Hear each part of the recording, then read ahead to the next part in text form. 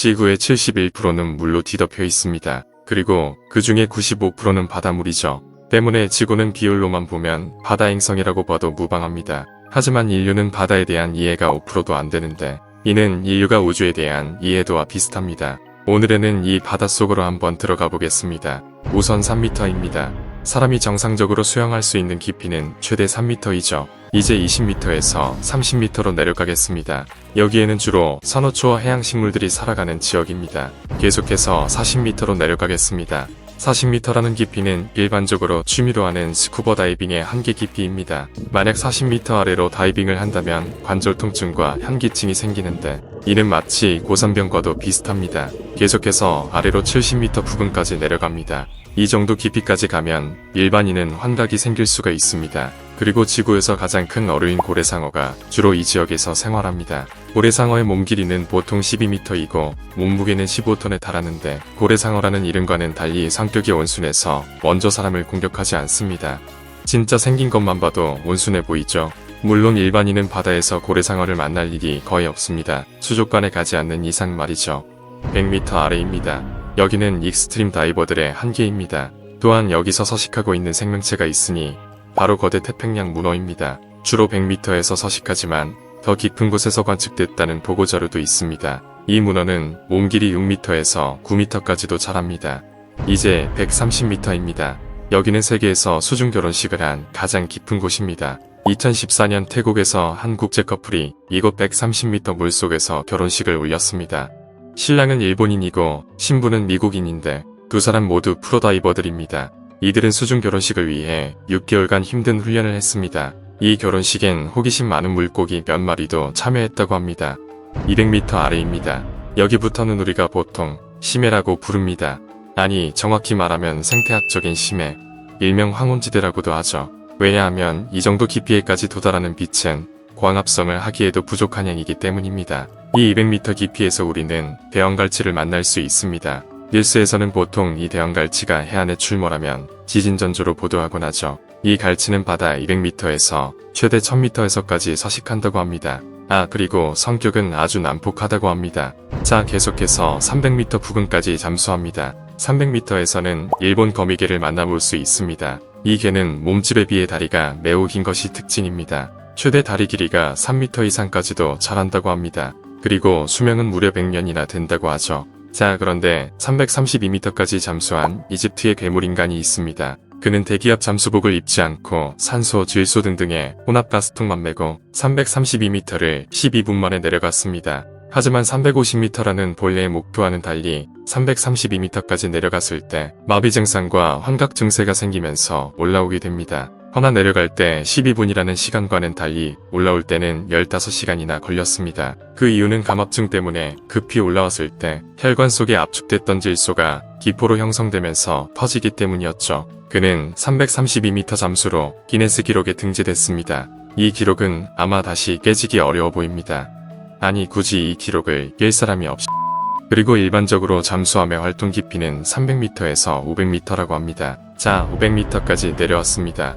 여기부터는 인간이 보호장치 없이는 절대로 올 수가 없는 깊이가 됩니다. 지구 역사상 모든 생명체를 통틀어 가장 몸집이 큰 동물인 대왕고래는 최대 500m까지 잠수할 수 있습니다. 그는 최대 몸 길이 33m에 몸무게가 179톤까지 나가는 거구인데 소리도 매우 큽니다. 대왕고래가 물속에서 내는 울음소리는 최대 188dB로 제트 전투기의 소리보다도 높습니다. 또한 이 울음소리는 1600km 밖까지 전파돼서 대왕고래 친구를 불러온다고 하죠. 그럼 눈 감고 대왕고래의 울음소리를 한번 감상해 보겠습니다.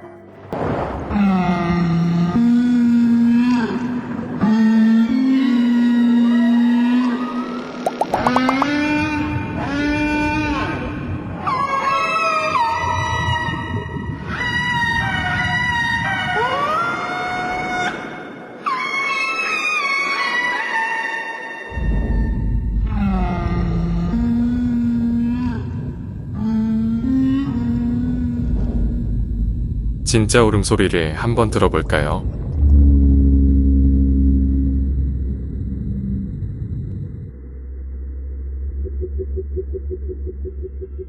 그리고 여러분이 상상할 수 없는 동물이 500m 심해에서 수영한다고 합니다. 바로 황제 펭귄새입니다.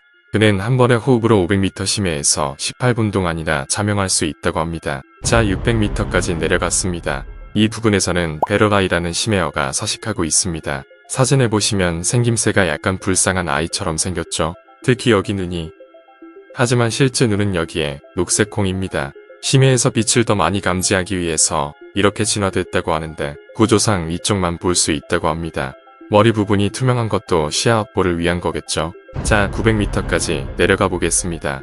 여기에서부터는 대왕 오징어가 서식합니다.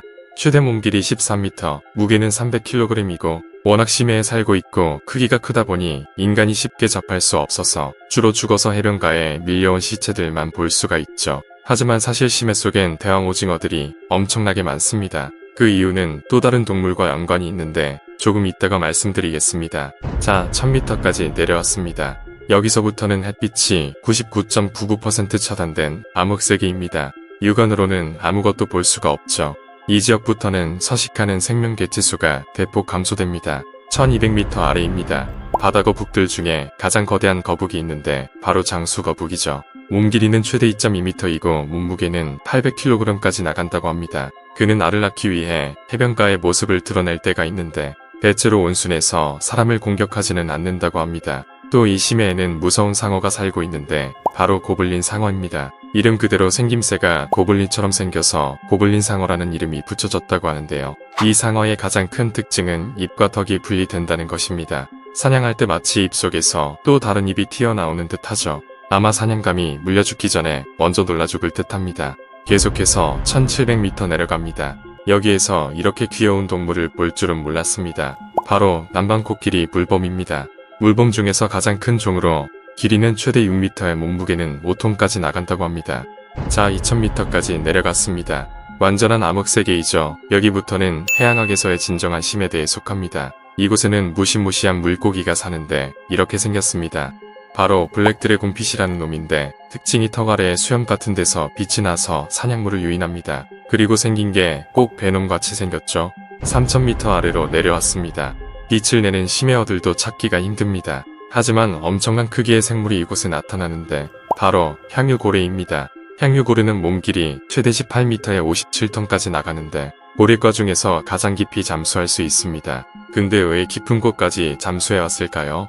바로 아까 얘기했던 대왕오징어를 잡아먹기 위함입니다. 심해 속의 대왕오징어가 왜 많은지는 바로 이 향유고래를 통해서 알 수가 있습니다. 잡혀온 향유고래의 뱃속에서 엄청나게 많은 대왕오징어의 입이 발견됐는데 부드러운 몸은 이미 다 소화됐고 단단한 입만 향유고래의 위속에 남아 있었던 거죠. 통계에 따르면 매년 500만 마리의 대왕오징어가 향유고래에 의해 잡혀 먹힌다고 합니다. 그러면 왜 향유고래라는 이름이 붙여졌을까요? 바로 이 소화하지 못한 오징어 잎들이 장시간 동안 위장 속에 머물면서 위장 분비물과 결합해 덩어리가 생깁니다. 고래가 배설해낸 이 덩어리는 처음에는 악취가 풍기는데 장시간의 햇빛과 풍화작용으로 건조해지면 유난히 좋은 향이 난다고 해서 이 덩어리에는 용연향이라는 이름이 붙여졌고 고대로부터 중국 황제에게 곡물로 바쳐질 만큼 귀한 향료였습니다. 용연향은 품질에 따라 가격이 천차만별인데 제가 검색해봤더니 실제로 중국에서 최고급 백색 용연향이 1g당 하나 13만원에 거래되고 있습니다. 3800m까지 내려가 보겠습니다. 이 깊이까지 내려가면 배 한 척이 있는데 바로 우리가 눈물 흘리면서 봤던 영화 타이타닉의 실제 주인공 타이타닉호가 누워 있습니다. 1912년 대서양에서 침몰되고 100년 이상이 흘렀는데 지금도 그 자리에 그대로 있습니다. 옛날에는 타이타닉호를 인양하려 해도 기술력 부족과 막대한 자금이 필요하므로 못했지만 지난 2012년 4월 15일 유네스코 수중문화유산으로 지정되면서 이제는 인양할 수 있는 기술력이 있어도 하지 못합니다. 아마 타이타닉호는 영원히 그 비극의 현장에 머물러 있겠죠. 실제 제임스 카메론 감독은 타이타닉을 찍기 전 이곳에 33번이나 잠수정을 타고 다녀갔다고 하네요. 계속해서 6000m인데 여기부터는 초심해대에 속합니다. 1989년 일본의 신카이 6500이라는 잠수정이 심해 6500m까지 잠수했습니다. 이후 2012년 중국의 자오롱호가 7015m 지점까지 도달했습니다. 이제 8178m까지 내려왔습니다. 2017년 4월에 중국 연구팀이 심해 8152m 지점에서 처음으로 반투명의 하얀색 물고기를 발견했고 4개월 후인 8월에 일본 연구팀이 26m 더 깊은 8178m에서 같은 물고기를 발견하면서 기록을 갱신합니다. 이제 1660m입니다. 이 지점에서는 단세포 원생생물이 발견됐습니다. 그 몸 길이는 무려 20cm에 달하며 이렇게 생겼습니다. 잎이 달린 식물처럼 생겼지만 사실은 하나의 세포로 이루어졌죠. 계속해서 심해 중에서 가장 깊은 곳입니다. 바로 마리아나 해구에 위치한 챌린저 해연이죠. 이 해구에 갔다 온 사람은 현재까지 총 4명입니다. 1960년 미국인과 스위스인으로 구성된 탐사팀이 잠수정 트리에스테를 타고 5시간에 걸쳐 심해 1916m까지 내려갔습니다. 그들은 그곳에서도 물고기가 서식하고 있는 걸 발견하게 되는데 수업 때문에 잠수정 외부 창문이 금이 가면서 급히 올라오게 됩니다. 그 다음으로는 2012년 영화감독 제임스 카메론이 특수 제작한 잠수정을 타고 1898m 지점까지 내려갑니다. 그는 3시간 가까이 심해 속에 머물면서 그곳은 마치 달 표면처럼 황량했다고 합니다. 3시간 동안 3cm 정도의 새우를 발견한 게 다였다고 밝혔습니다. 마지막으로 2019년 4월과 5월에 투자가 겸 해저탐험가 미국인 빅터 베스코고가 2번에 걸쳐 1928m까지 내려갔습니다. 그는 그곳에서 서식하는 심해어들을 발견했고 또한 인간이 버린 쓰레기들이 그곳에 놓여 있었다고 얘기합니다.